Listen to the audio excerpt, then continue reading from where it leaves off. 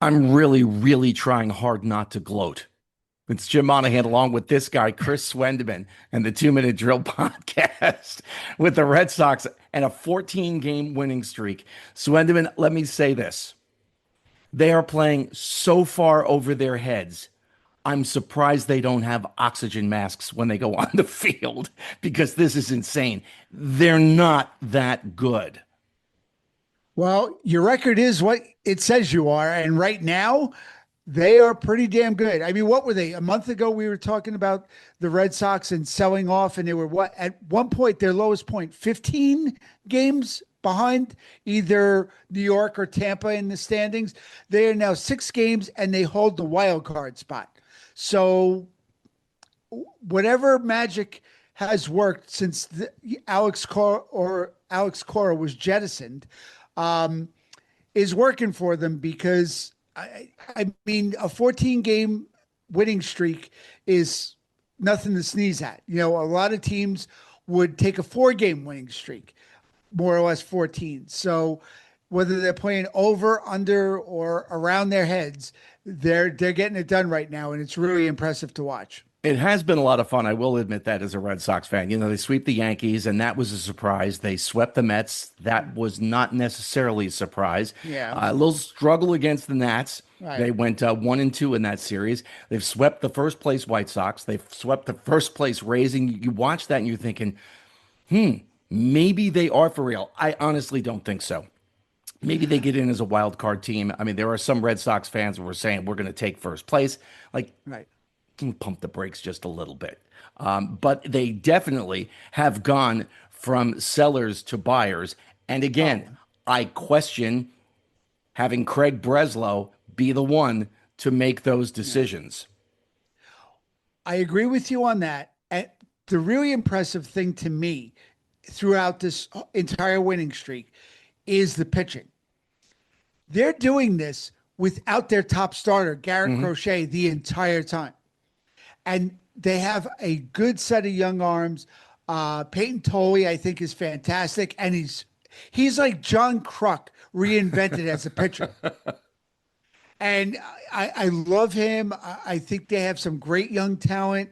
Um, on the pitching side, you know, Aroldis Chapman has been locking it down in the ninth. Their bullpen has been fantastic. You know, they just got Whitlock back in the bullpen, and their arms have really gotten it done for them when they need it most. And it's just that much more impressive when your ace hasn't even been a part of it.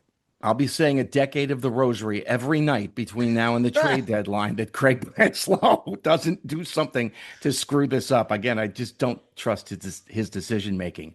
Speaking of decision making, a story broke Hmm. recently from former Met Adam Ottavino, and it was in the Athletic and some other places as well, that the Mets are among some teams that have been using AI in the dugout. And apparently they've been using it to call pitches.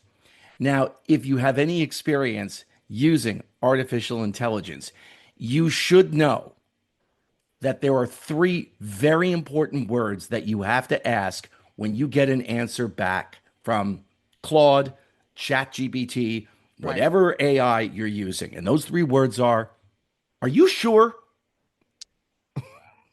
And I'll give you this example. We've talked about this before. I asked ChatGPT to give me 300 words on Jim Monahan baseball.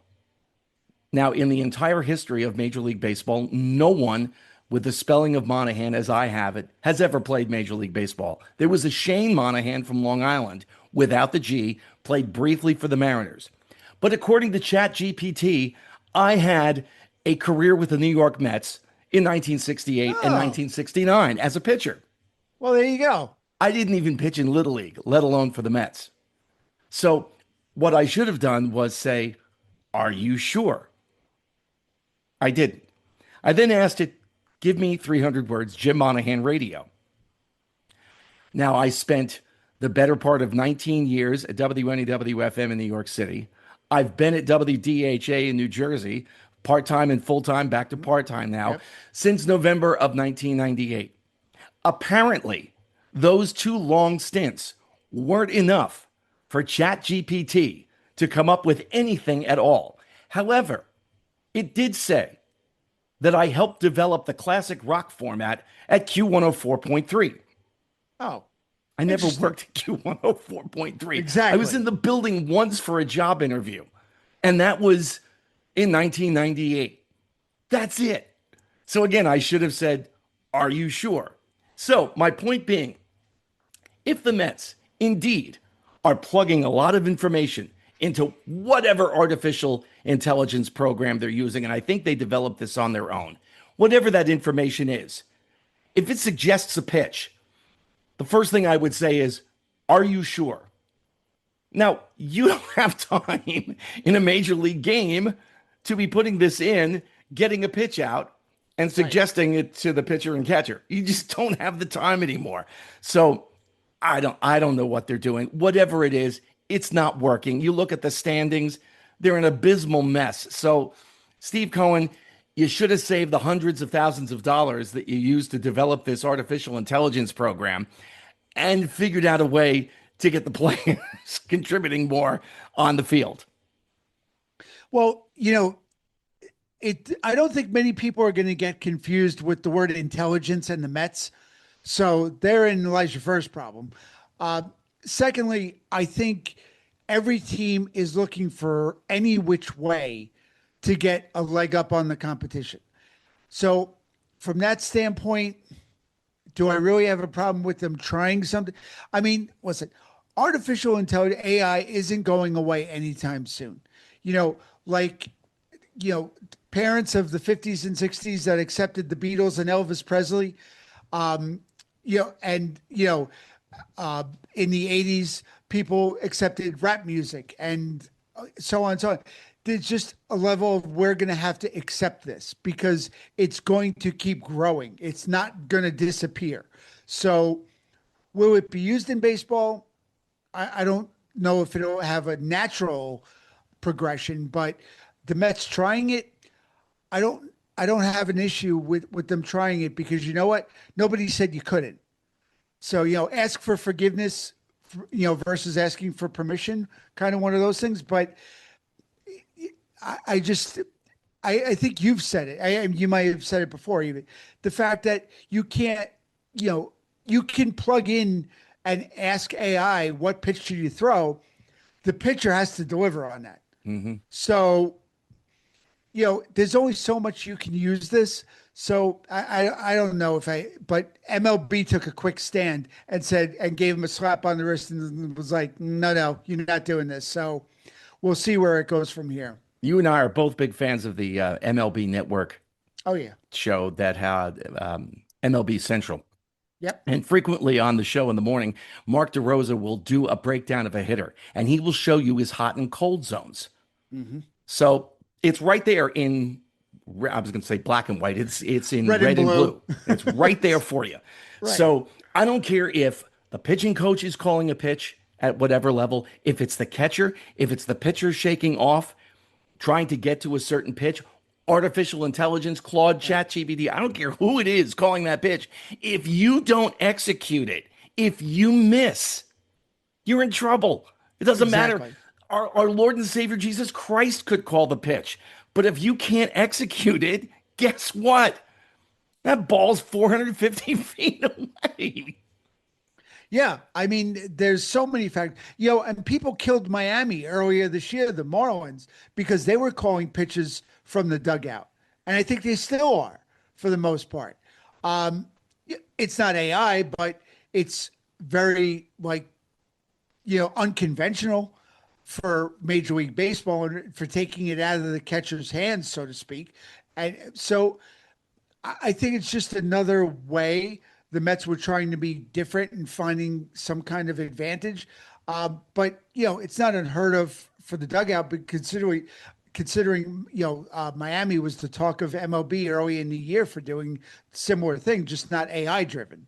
We'll stay with the Mets for a second. The deadline is approaching, and the Mets have let it be known that with a handful of exceptions, everybody's available. Right. And you talk about guys like McLean and Ewing. they want to hold on to them. There are a couple pitchers I Bench. think they need to hold on to. Soto, I think it would be a disaster for them to trade. I No. really do after it took Yeah. Oh yeah, everything I it took to agree. get him. Right. But the name that keeps popping up in my head is Francisco Lindor. And I'm thinking, Yep. what team do we know that needs a shortstop?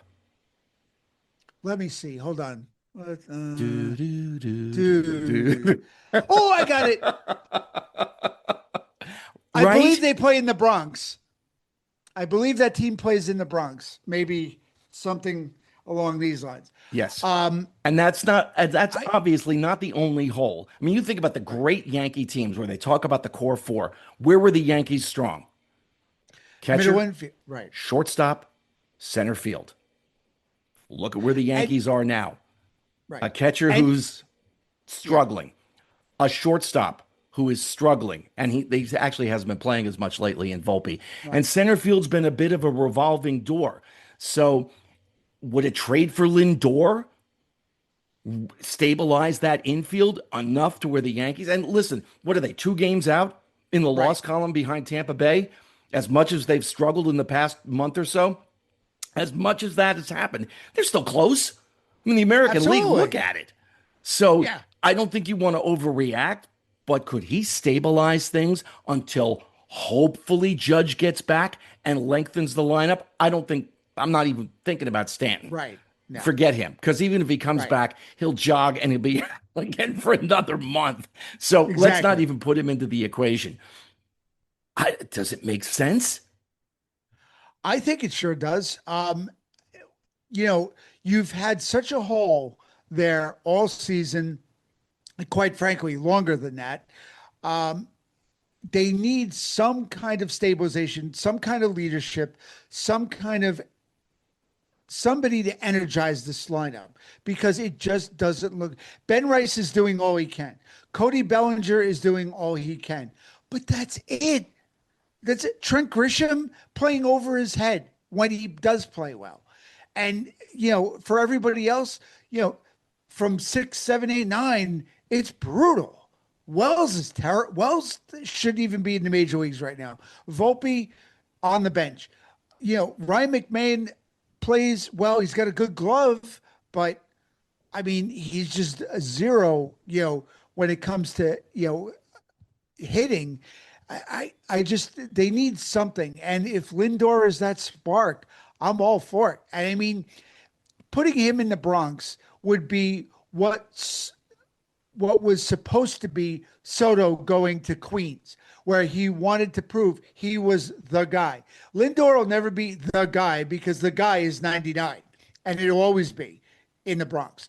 But to get out of Soto's shadow and to say, hey, look, I'm where you were, and look how well I could. I think Lindor would jump at the chance, and I think you would see his play increase significantly just out of the pure pride factor and to stick it to the Mets. I could absolutely see him being a spark for this team in the Bronx for sure. In the last week or so, Derek Jeter said the quiet part out loud, and it's something that you and I have been saying for quite some time now. Anthony Volpe is being asked to learn the game at its highest level. He Right. was not given enough time to develop in the minor leagues. And Jeter was very diplomatic about the way he said it, but you didn't have to look very hard to read between the lines of what he was saying. Lindor solves a few of those problems right away. If and when Judge comes back, he lengthens the lineup, and maybe Yep. the pressure on somebody like an Austin Wells isn't so great that because he's taken a big brunt of the Oh yeah. booing and the Oh yeah. reactions from the fans as all of this is happening. Absolutely. And they just they're also talking about, at the trade deadline, if the right deal comes along, Cashman will deal Dominguez and Spencer Jones.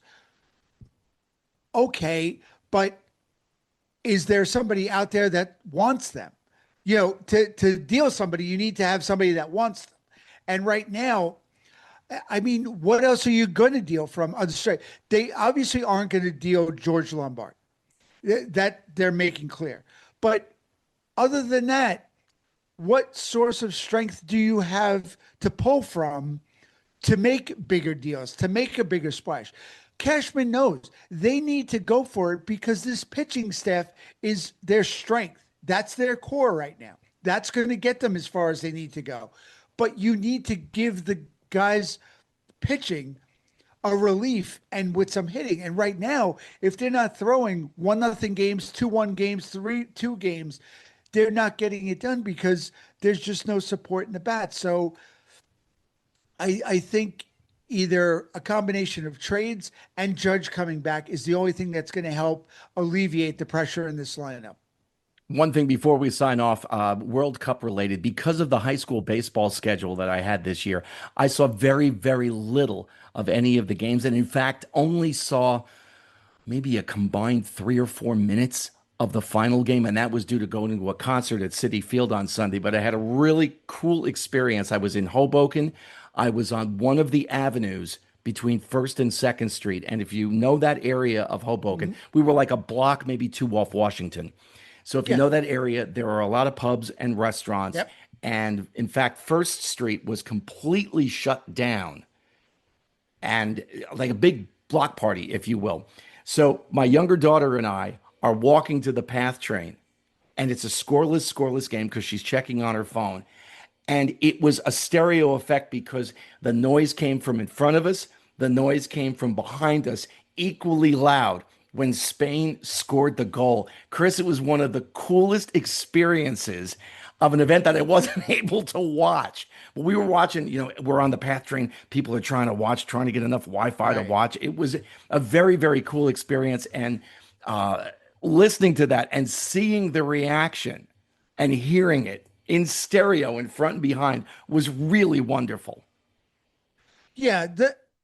The place to really appreciate soccer is with passionate, diehard soccer fans because the energy is just next level. But if you're watching it at home, it's not as energetic. But you see these, all these bars and sports places around New Jersey celebrating having the biggest game every 4 years right here in our backyard. It was something really magical. I mean, I took in one game in East Rutherford and when USA was still playing, and the energy of being at a bar watching it, you could feel everybody get tense. You could feel everybody celebrate. And I can't even imagine what that was like being in Hoboken, my hometown, no less, of the energy and excitement for the World Cup final. All right, so we've talked about the World Cup. We've solved some of the Yankee problems. We solved some of the Met problems, and we need to get oxygen for the Red Sox. I think that pretty much summed it up, right? I think we solved enough problems for one week. If you like what we do, tell a friend. If you hate what we do, tell an enemy. Just make sure you tell somebody. Like, subscribe, do all of those cool things, and we'll talk to you next week. You got it, Jim.